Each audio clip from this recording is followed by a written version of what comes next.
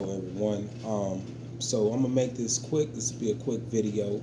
My name is Ray. I just want to share something with you really quickly. Today's video will cover Psalm 83 and 107. So without further ado, Psalm 83 verse 2. It says, "For behold, your enemies make a tumult, and those who hate you have lifted up their head. They have taken crafty counsel against your people and consulted together against your sheltered ones." Why am I reading that? I'm reading that because there are some people out there who feel like their back is against the wall. They might feel undermanned, undergunned. They might feel like they're in too deep. And that's all right. That's natural. You have to leave space for God. So anytime that you feel like you can't breathe, know that He is your oxygen. You say, well, how do you know that He is my oxygen? You don't even know my situation. I don't, but I know that nothing is too big for God. I know that with Christ, all things are possible. That I do know. I know that He is not only your sword and your shield, but I know He's your redeemer.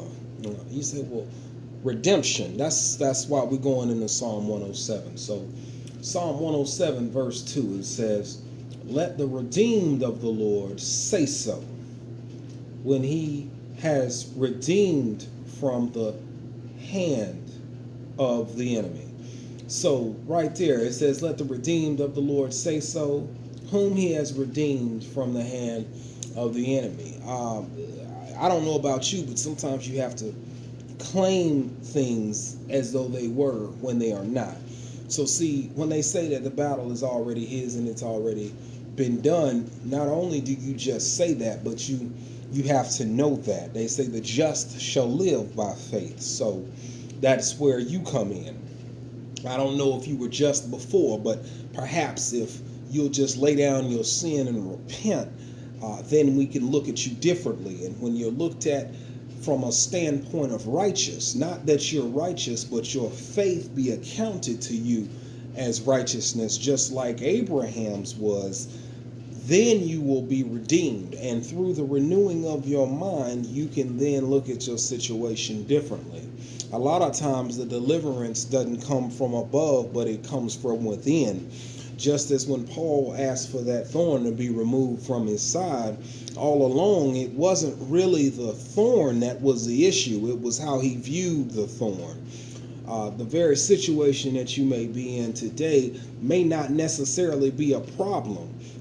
It may be the problem may in fact be that you are not ready to accept some things you need to do. Whenever a problem comes, a lot of times we want to run from it instead of running to it. We want to say, why God, why me, and why not me? Understand that when you are weak, it is then that you are strong. It says the humble submit themselves before God, and then they shall be lifted up. He who exalts himself shall be humbled, and he who is humbled shall be exalted. So that's all I'm going to share with you right now. I try to keep these around 3 to 4 minutes. But stay tuned for the next video, and thank you for tuning in.